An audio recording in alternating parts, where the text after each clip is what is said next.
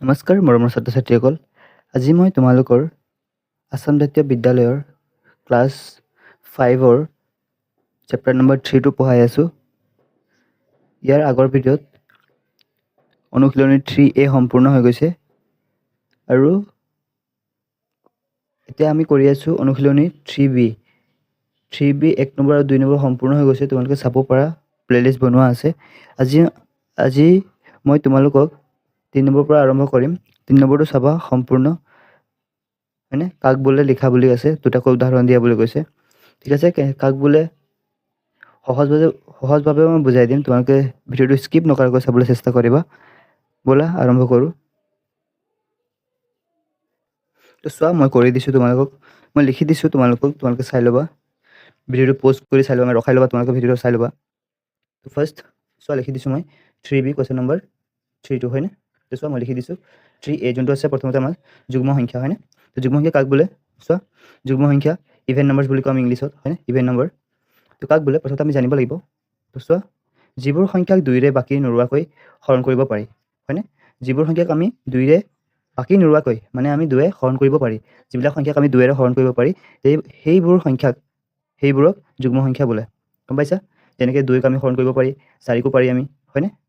6কো পাৰি, 8কো পাৰি, 10কো পাৰোঁ। এনেকুৱা বহুত সংখ্যা আছে যে আমি 2ৰে হৰণ কৰিব পাৰি, এইবিলাক হৈছে যুগ্ম সংখ্যা। গম পাইছে? ইভেন নম্বৰ মানে এ হৈ গ'ল আমাৰ, এতিয়া যুগ্ম সংখ্যা হৈ গ'ল। এতিয়া আমি আহোঁ অযুগ্ম সংখ্যা। অযুগ্ম সংখ্যা কাক বোলে চোৱা, বি চোৱা অযুগ্ম সংখ্যা আছিলে, হয়? অযুগ্ম সংখ্যা কাক বোলে চোৱা, অযুগ্ম সংখ্যা কাক বোলে? অযুগ্ম সংখ্যা যোনটো আমি অড নম্বৰ বুলি কওঁ, হয়নে? ইংলিছত অড নম্বৰ। আমি এইকেইটা ইংলিছত লিখিব লাগিব, কাৰণ আমাৰ ইংৰাজী প্ৰতিশব্দ আহে, হয়নে? সেইকাৰণে আমি লিখিব লাগিব। চোৱা, বি নম্বৰটো অযুগ্ম সংখ্যা কাক বোলে? যিবোৰ সংখ্যাক 2ৰে হৰণ কৰিব নোৱাৰি, হয়নে? উল্টাটো, মানে যুগ্ম সংখ্যাৰ উল্টাটো। যুগ্ম সংখ্যা কি আছিলে? 2ৰে হৰণ কৰিব পাৰি, আৰু অযুগ্ম সংখ্যা কি হয়? 2ৰে হৰণ কৰিব, যিবোৰ সংখ্যাক 2ৰে হৰণ কৰিব নোৱাৰি, তেনে সংখ্যাবোৰক অযুগ্ম সংখ্যা বোলে। যেনে 1ক নোৱাৰোঁ, 2কো হৰণ কৰিব নোৱাৰি, 3কো নোৱাৰি আমি 2ৰে হৰণ কৰিব, হয়নে? 5কো নোৱাৰি 2ৰে হৰণ কৰিব, 7কো নোৱাৰি, 9কো নোৱাৰোঁ, হয়নে? 11কো নোৱাৰোঁ। এনেকুৱা সংখ্যাবিলাক হৈছে আমাৰ অযুগ্ম সংখ্যা, যিবিলাক আমি 2ৰে হৰণ কৰিব নোৱাৰি, মানে ভাগশেষ থাকি যাব, মানে এনেকুৱা সংখ্যা।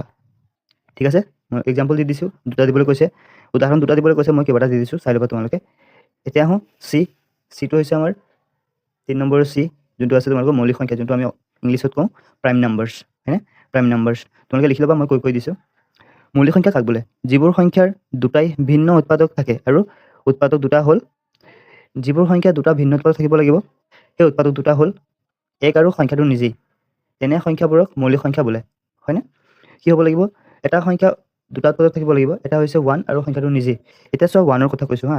1টো চোৱা, 2টো কথা কৈছোঁ, 2। ইয়াৰ উৎপাদক কি হয়? উৎপাদক মানে হৈছে যিবোৰ সংখ্যা আমি পূৰণ কৰিলে 2 পাওঁ, হয়নে?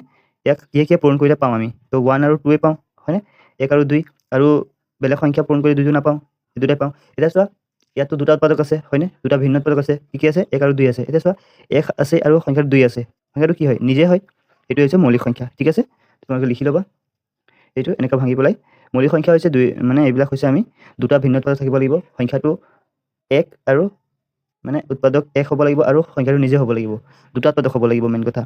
এতিয়া আমি আহোঁ ডি হৈছে তোমালোকৰ অযুগ্ম সংখ্যা। অযুগ্ম সংখ্যা কাক বোলে?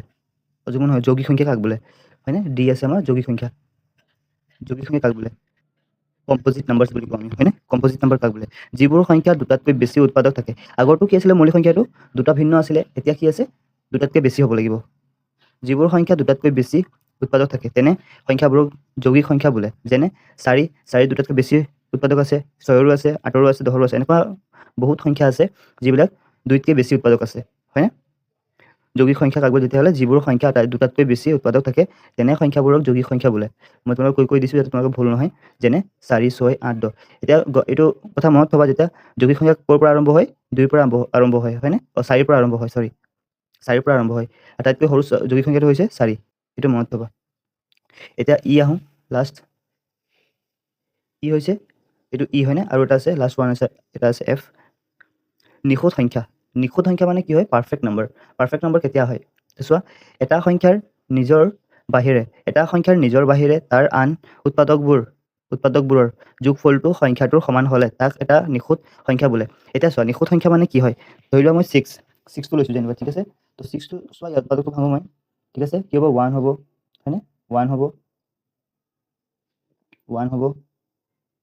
2 হ'ব 3 হ'ব আৰু 6 হ'ব এতিয়া আমাক কৈছে এটা সংখ্যাৰ নিজৰ বাহিৰে এই সংখ্যাটো বাদ দিব লাগিব নিজৰ সংখ্যাটো কি 6 হয় এই সংখ্যাটো বাদ দি বাকি যিমানবিলাক উৎপাদক আছে এইবিলাক যোগ কৰিলে মানে আমি এই ইয়াৰ সমান পাব লাগিব তেতিয়া 6 1 + 2 + 3 3 3 6 হয়নে সমান পাইছো তেতিয়া এইটো কি হ'ব এটা নিখুঁত সংখ্যা হয় ঠিক আছে এটা 28 টো হয় এটা নিখুঁত সংখ্যা আৰু 8128 সকলো সংখ্যা নহয় আকৌ দেই সকলো সংখ্যা নিখুঁত সংখ্যা নহয় যিবিলাক সংখ্যা উৎপাদক আমি ভাঙিলে মানে নিজৰ সংখ্যাটো বাদ দি উৎপাদকবিলাক আমি যোগ কৰিলে মানে সংখ্যাটো সমান হয় মানে এইবিলাক হৈছে নিখুঁত সংখ্যা গম পাইছা তোমালোকে নিশ্চয় বুজি পাইছা চাগে ঠিক আছে আৰু এটা আছে চাওঁ আমি কি আছে আমাৰ আৰু এটা এইটো হৈছে যোজা মৌলিক হয়নে যোজা মৌলিক সংখ্যা যোনটো আমি টুইন প্ৰাইম নম্বৰ বুলি কওঁ হয়নে টুইন প্ৰাইমছ ঠিক আছে এইটো কি হয় যোজা মৌলিক কি হয় আমি চাওঁ এতিয়া ঠিক আছে চোৱা যোজা মৌলিক কি হয় লিখি দিছোঁ ইয়াত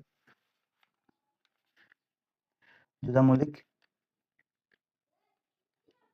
চোৱা যোজা মৌলিক সংখ্যা যোনটো টুইন নাম্বাৰছ বুলি কওঁ বা টুইন প্ৰাইম বুলি কওঁ আমি হয়নে টুইন প্ৰাইম নাম্বাৰছ তো কি হয় এইটো চোৱা দুটা মৌলিক সংখ্যাৰ মাজত এটাহে যৌগিক সংখ্যা থাকিলে এটা যৌগিক সংখ্যা থাকিলে তেনে এযোৰ মৌলিক সংখ্যাক যোজা মৌলিক সংখ্যা বোলে মানে কি হ'ব লাগিব দুটা মৌলিক সংখ্যাৰ মাজত যদি এটা যৌগিক সংখ্যা পোৱা যায় ঠিক আছে এটা যৌগিক সংখ্যা থাকিলে মানে সেইটোক আমি যোজা মৌলিক সংখ্যা বুলি কওঁ ঠিক আছে তো এটা উদাহৰণ দিছোঁ চোৱা উদাহৰণ কেইবাটা দিছোঁ মই বুজাই দিওঁ চোৱা এতিয়া তুমি 3 আৰু 5 জানিবা ঠিক আছে 3 আৰু 5 ইয়াৰ পাৰ্থক্য কি হয় এই 3 লগত কিমান যোগ হৈছে 2 এতিয়া 2টো চোৱা কি হয় এটা যৌগিক সংখ্যা হয় হয়নে সেইটোৱে কৈছে যেতিয়া দুটা মৌলিক সংখ্যাৰ মাজত যদি এটা যৌগিক সংখ্যা পোৱা যায় সেইটো হৈছে আমাৰ যোজা মৌলিক ঠিক আছে দুটা মৌলিক সংখ্যাৰ মাজত যদি এটা যৌগিক সংখ্যা পোৱা যায় সেইটো হৈছে আমাৰ যোজা মৌলিক সংখ্যা হয়নে টুইন প্ৰাইম নাম্বাৰছ ঠিক আছে আশা কৰিছোঁ সকলোৱে বুজি পাইছা এতিয়া আমি আহোঁ 4 নম্বৰটো তোমালোকে লিখি ল'বা এইবিলাক ঠিক আছে আশা কৰোঁ বুজি পাইছা এতিয়া 4 নম্বৰটো আহোঁ 4 নম্বৰটো চোৱা তোমালোকে 4 নম্বৰটো চোৱা 4 নম্বৰটো কৈছে 10 আৰু 20ৰ মাজৰ অযুগ্ম সংখ্যা কেইটা লিখা অযুগ্ম সংখ্যা কোনবিলাক প্ৰথমতে লিখি ল'বা 10ৰ পৰা 20 লৈকে লিখি ল'বা প্ৰথমতে ঠিক আছে 10ৰ পৰা 20 লৈকে কি সংখ্যা আছে প্ৰথমতে লিখি ল'বা তাৰপিছত আকৌ অযুগ্ম সংখ্যা আমি জানো হয়নে অযুগ্ম সংখ্যা আমি জানো গুণ কৰি যাম ঠিক আছে চাই থাকিবা মই কৈ দিছোঁ চোৱা মই লিখি দিছোঁ তোমালোকক 10 আৰু 20ৰ মাজৰ অযুগ্ম সংখ্যা কেইটা হ'ল তো ফাৰ্ষ্ট কি কৰিবা লিখি ল'বা হয়নে 10ৰ পৰা 20 লৈকে লিখি ল'বা 10 11 12 13 14 15 16 17 18 19 আৰু 20 এতিয়া তোমালোকে অযুগ্ম সংখ্যাবিলাক গোল কৰি যাবা ঠিক আছে অযুগ্ম সংখ্যাবিলাক গোল কৰি যাবা অযুগ্ম সংখ্যা কোনবিলাক আমি পঢ়ি আহিছোঁ হয়নে কোনবিলাক হয় অযুগ্ম সংখ্যা এতিয়া চোৱা আমি পঢ়ি আহিলোঁ হয়নে অযুগ্ম সংখ্যা কাক বোলে যিবিলাক সংখ্যা আমি 2ৰে হৰণ কৰিব নোৱাৰোঁ হয়নে যিবিলাক সংখ্যা আমি 2ৰে হৰণ কৰিব নোৱাৰোঁ তো চোৱা 11ক পাৰোঁ জানো আমি নোৱাৰোঁ হয়নে 13ক নোৱাৰোঁ হয়নে 15ক নোৱাৰোঁ 2ৰে হৰণ কৰিব 17ক নোৱাৰোঁ আৰু 19ক নোৱাৰোঁ তেতিয়াহ'লে কেইটা পালোঁ চোৱা কেইটা পালোঁ 1 2 3 4 5 এতিয়া কেইটা হ'ব তেতিয়াহ'লে লিখি দিবা 5টা হ'ব তোমালোকৰ হয়নে কেইটা হ'ব 5টা লিখিবা ঠিক আছে 5টা সংখ্যা পাইছোঁ মানে 10 আৰু 20ৰ মাজৰ অযুগ্ম সংখ্যা কেইটা হ'লে কি হ'ব 5টা হ'ব ঠিক আছে কেনেকৈ কৰিবা যিমানটা ক'ব তোমালোকে লিখি ল'বা প্ৰথমতে তেতিয়াহ'লে তোমালোকৰ ইজি হ'ব তেতিয়া আমি জানো যে অযুগ্ম সংখ্যা কাক বোলে যিবোৰ সংখ্যা আমি 2ৰে হৰণ কৰিব নোৱাৰোঁ হয়নে 11ক আমি হৰণ কৰিব নোৱাৰোঁ 13ক 2ৰে হৰণ কৰিব নোৱাৰোঁ 15কো নোৱাৰোঁ 2ৰে হৰণ কৰিবলৈ মানে বাকী যিবিলাক বাকী থাকি যাব সেইবিলাকে হৈছে অযুগ্ম সংখ্যা ঠিক আছে এতিয়া আহোঁ মই বি নম্বৰটো কৰোঁ বি চোৱা বি কি আছে তো ফাৰ্ষ্ট কি কৰিবা তোমালোকে 40ৰ পৰা 60 লৈ যুগ্ম সংখ্যা কেইটা হ'ল লিখি ল'বা ফাৰ্ষ্ট তাৰপিছত আকৌ 40ৰ পৰা 60 লৈকে লিখি ল'বা নম্বৰবিলাক কিমান আছে ঠিক আছে তাৰপিছত আমি চিনাক্ত কৰিম ইয়াত চোৱা মই লিখি দিছোঁ তোমালোকৰ কাৰণে 40ৰ পৰা 60 লৈকে আমি লিখি লৈছোঁ প্ৰথমতে তো চোৱা আমাৰ যুগ্ম কৈছে হয়নে যুগ্ম কোনবিলাক যিবিলাক সংখ্যা আমি 2ৰে হৰণ কৰিব পাৰোঁ হয়নে 2ৰে হৰণ কৰিব পৰাবিলাকে হৈছে আমাৰ যুগ্ম সংখ্যা তো আমি 40ক পাৰোঁ 1 42ক পাৰোঁ হয়নে 44ক পাৰোঁ হয়নে 46ক পাৰোঁ মানে তোমালোকে কি কৰিবা এককবিলাক চাবা এককবিলাক যদি 2ৰে হৰণ যায় তেতিয়াহ'লে নিশ্চয় 2ৰে হৰণ যাব ঠিক আছে ইয়াত একক চোৱা 7 আছে 2ৰে হৰণ নাযায় হয়নে 8 আছে 1 যায় 0 আছে 0ক যায় 1 আছে 1কতো 2ৰে নাযায় 1 যাবই নিশ্চয় 3কতো নাযায় হয়নে এককবিলাক তোমালোকে চাবা এককবিলাক যদি 2ৰে হৰণ যায় তেতিয়াহ'লে নিশ্চয় 2ৰে হৰণ যাব মানে যুগ্ম সংখ্যা হ'ব ঠিক আছে 5ক 2ৰে হৰণ নাযায় 56ক যাব 58ক যাব হয়নে আৰু 60ক যাব এতিয়া হিচাপ কৰি তোমালোকে লিখি দিবা ঠিক আছে এনেকুৱা লিখিলে তোমালোকৰ ইজি হ'ব সেইকাৰণে তোমালোকে লিখি দিছোঁ মই 1 2 3 4 5 6 7 8 9 10 11 তেতিয়াহ'লে কিমানটা পালা এতিয়া লিখি দিয়া কিমানটা পালা তোমালোকে 11টা পালা হয়নে কিমানটা পালা 11টা পালা তোমালোকে মিলাই লিখি দিবা 40ৰ পৰা 60 লৈ যুগ্ম সংখ্যা হ'ব 11টা মানে 11টা ঠিক আছে তোমালোকে লিখি ল'বা ধুনীয়াকৈ ঠিক আছে তোমালোকে বুজাই দিছোঁ মই একদম সহজ ভাষাত বুজাই দিছোঁ যাতে তোমালোকে বুজি পোৱা, ঠিক আছে? আশা কৰোঁ তোমালোকে বুজি পাইছা। এতিয়া কৰোঁ চি। চিটো চোৱা তোমালোকৰ চি কি দিয়া আছে 1 আৰু 20ৰ মাজৰ মৌলিক সংখ্যা কেইটা লিখা। চেম একে আগৰ দৰে কৰিবা তোমালোকে, ঠিক আছে? চি তো মই লিখি লৈছোঁ 1 2 3 4 5 6 7 8 9 10 11 12 13 14 15 16 17 18 19 and 20, ঠিক আছে? 1ৰ পৰা 20 কৈছিলে আমাক। এতিয়া আমি প্ৰথমতে জানিব লাগিব যে মৌলিক সংখ্যা কাক বোলে? যিবিলাক সংখ্যা যাৰ দুটা তলত থাকে, হয়নে? যোনটো সংখ্যা দুটা তলত থাকে, দুটা ভিন্ন পদত থাকিব লাগিব, হয়নে?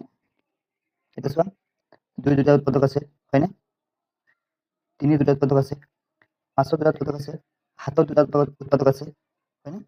9 বেছি আছে, 9টো নহ'ব, 11, হয়নে? 13 15টো নহ'ব, 15 নহ'ব কাৰণ ইয়াৰ 3টা উৎপাদক আছে, হয়নে? 16 নহ'ব, 17 হ'ব আৰু 19 হ'ব, হয়নে? কিমানটা পালা লিখি দিয়া এতিয়া 1 2 3 4 5 6 7 8। এটা কথা মন কৰিবা, ঠিক আছে? তোমালোকে এটা কথা মন কৰিবা, এইবিলাক চোৱা কিহৰ দৰে দেখিছা তোমালোকে? কিহৰ দৰে? অযুগ্ম সংখ্যাৰ দৰে, হয়নে? মৌলিক সংখ্যাটো অযুগ্মৰ দৰে হয়, মানে 2ৰে হৰণ যাব নোৱাৰিব, মানে 3ৰ পৰা ধৰি লোৱা 2টো যাব, কিন্তু 2টোতে মৌলিক সংখ্যা হয়, কিন্তু চোৱা 3ৰ পৰা আৰম্ভ হয়, ঠিক আছে? মানে 2ৰে হৰণ নোযোৱাবিলাকে হৈছে তোমালোকৰ মৌলিক সংখ্যা বুলি ভাবিব পাৰা তোমালোকে, ঠিক আছে? তো কেইটা হ'ব 1 2 3 4 5 6 7 8, 8টা পালা। এটাকে লিখি দিয়া 1 আৰু এটাকে লিখা 1 আৰু 20ৰ মাজৰ মৌলিক সংখ্যা 8টা হ'ল, 8টা লিখিবা, ঠিক আছে? এতিয়া ডিটো চোৱা, ডি কি আছে তোমালোকৰ? চোৱা কি কৈছে আমাক 20 আৰু 30ৰ মাজৰ মৌলিক সংখ্যা কেইটা লিখি ল'বা ফাৰ্ষ্ট, হয়নে?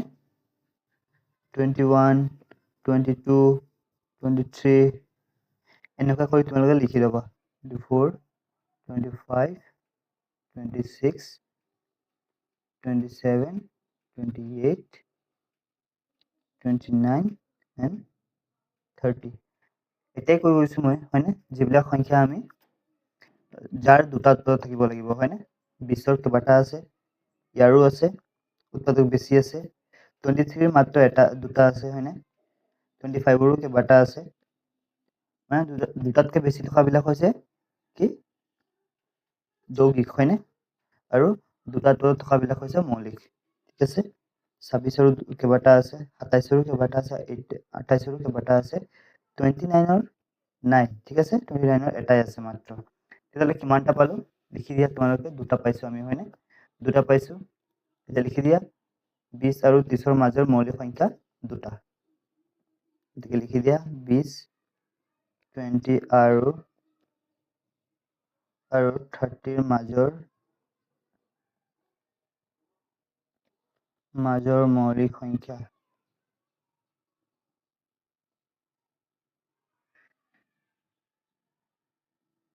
কেইটা? দুটা পালা, হয়নে? দুটা লিখি দিবা, ঠিক আছে? দুটা লিখি দিয়া। মই কৈ দিছোঁ তোমালোকক, চাই ল'বা, দুটা লিখিবা, ঠিক আছে? আজি ইমানটোৱে কৰিছোঁ। লগ পাম অন্য এটা ভিডিঅ'ত। থেংক ইউ সকলোকে, ধন্যবাদ।